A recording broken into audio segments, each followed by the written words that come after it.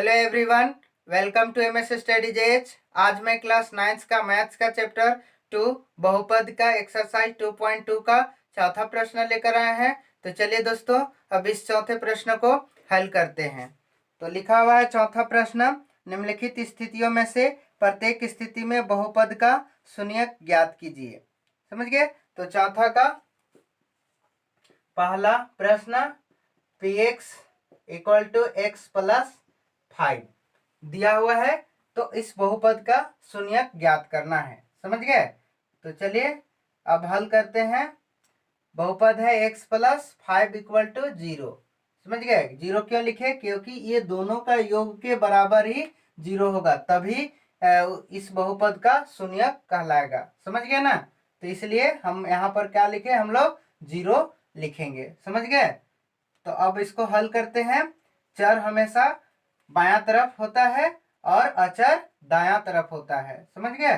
तो चर इधर ही रहेगा बायां तरफ। तो x बराबर, अब ये 0 तरफ ये चर चला जाएगा, मतलब दाहिने तरफ, तो ये प्लस में है, तो इधर आके क्या हो जाएगा, -5।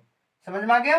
तो अब यहाँ पर इस बहुपद में x का मान -5 पुट करेंगे। जब इसको हल करेंगे तो हल करने के बाद ये शून्य आ जाएगा, 0 आ जाएगा, तो 0 आएगा। समझ गया? तो इसलिए जब इसका मान -5 है, जब इसको हल करेंगे तो 0 आया, तो 0 आया तो x प्लस 5 का ये क्या होगा, शून्यक है। समझ गए? तो इस तरह से हम लोग बहुपद का क्या करते हैं, शून्यक ज्ञात करते हैं। ठीक, इसी प्रकार दूसरा प्रश्न है, px बहुपद दिया हुआ है, px बराबर x माइनस 5।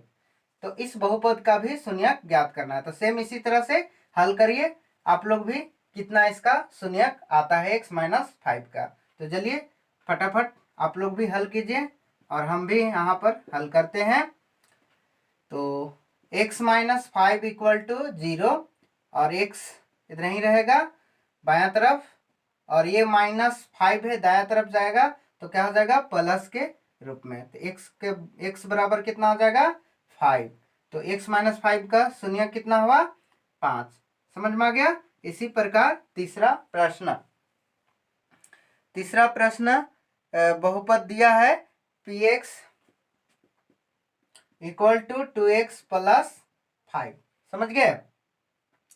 अब इसको भी हल करते हैं।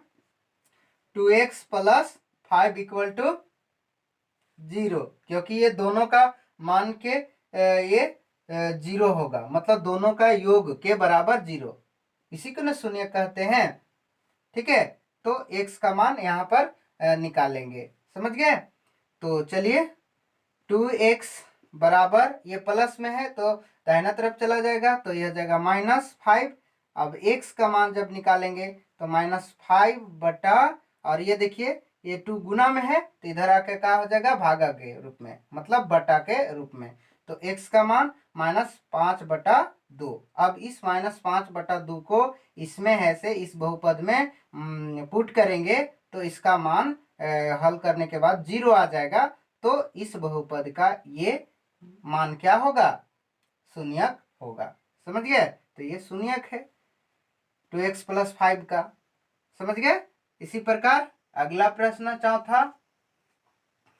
चौथा प्रश्न, बहुपद दिया है px बराबर 3x माइनस 2। px बराबर 3x माइनस 2, तो सेम इसके ही जैसा बनेगा। तो हल करते हैं इसको। 3x minus 2 equal to 0।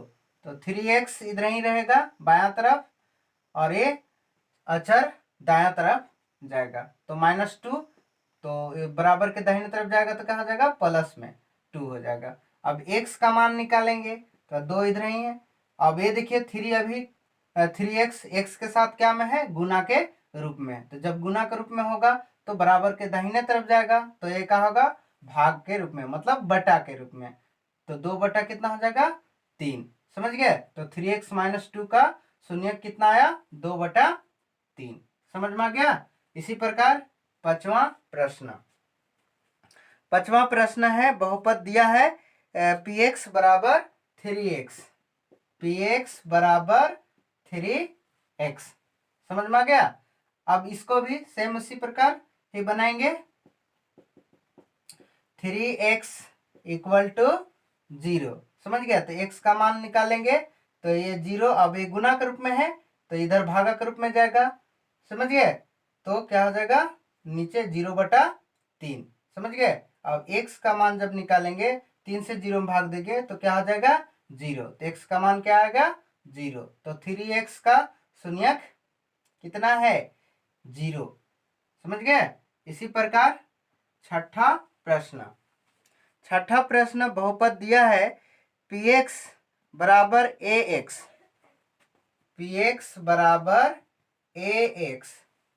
समझ गए। और जहां a नॉट इक्वल टू 0। समझ गए। इस तरह से दिया हुआ है जहां a बराबर 0 नहीं होगा। समझ गए। तो इसलिए ये चलिए हल करते हैं इसको भी सेम इसी प्रकार से ही।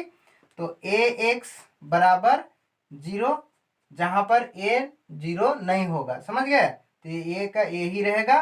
तो x बराबर जब निकालेंगे तो 0। अब ये देखिए ये का चीज में है, गुना के रूप में। समझ गए। तो गुना के रूप में है तो ये किधर दाहिने तरफ जाएगा तो क्या हो जाएगा, भागा के रूप में, बटा के रूप में हो जाएगा। तो 0 बटा क्या हो जाएगा a। तो x बराबर, अब a से 0 में भाग देंगे तो 0 ही होगा ना। समझ गए। तो x का मान कितना हो जाएगा 0। तो ax का इस बहुपद का शून्य कितना होगा 0। समझ गए। इस तरह से मतलब बहुपद का शून्यक ज्ञात करते हैं। इसी प्रकार अगला 7वां प्रश्न, px दिया हुआ है बहुपद px बराबर cx प्लस d। 7वां है px बराबर cx plus d, cx plus d है। ठीक है। और जहां c not equal to 0, c not equal to 0 और c और d। समझ गया। c और d वास्तविक संख्या है। ठीक है, संख्याएं है। इस तरह से बहुपद दिया हुआ है। समझ गए। तो चलिए सेम इसी ही के जैसा ही बनेगा ये भी। तो हल करते हैं इसको। cx plus d equal to 0, जहां पर c नॉट इक्वल टू 0 मतलब c बराबर 0 नहीं होना चाहिए, मतलब c का मान 0 नहीं होगा। समझ गए। तो चलिए अब इसको हल करते हैं। cx अभी d को है इधर ले जाएंगे दाहिने तरफ। समझ गए। तो दाहिने तरफ लेंगे तो क्या हो जाएगा d हो जाएगा। क्या होगा d। समझ गए। अब d होगा तो x का मान जब निकालेंगे, और ध्यान देंगे कि ये प्लस में है, प्लस d तो दाहिने तरफ जाएगा तो यहाँ कहा जाएगा माइनस d। समझ गए। तो अब x का मान जब निकालेंगे तो माइनस d, और ये c कौन सी में है, गुना के रूप में। तो गुना के रूप में है तो दाहिने तरफ जाएगा तो क्या हो जाएगा भागा के रूप में। तो x बराबर माइनस d बटा क्या हो जाएगा c। समझ गए। तो इस तरह से cx प्लस d बहुपद का शून्यक कितना आ गया माइनस डी बटा सी। मतलब माइनस डी बटा सी एक्स का मान में पुट करेंगे तो सी एक्स प्लस डी का मान 0 आ जाएगा। समझ गए। 0 आ जाएगा। तो 0 आएगा तो सी एक्स प्लस डी का ये माइनस डी बटा सी एक शून्यक होगा। समझ गए। तो इस तरह से ये सभी बहुपद को क्या कर सकते हैं, शून्यक ज्ञात कर सकते हैं। ठीक है। अगर ये वीडियो आप लोगों को अच्छा लगे तो जरूर लाइक करें और अपने दोस्तों के पास शेयर करें। अगर आप मेरे YouTube चैनल में नए हैं और मेरे चैनल को अभी तक आप लोग सब्सक्राइब नहीं किया है तो जरूर सब्सक्राइब करें। और हाँ दोस्तों, सब्सक्राइब जब कर लेते हैं तो बेल आइकन की घंटी को दबा दें। समझ गए।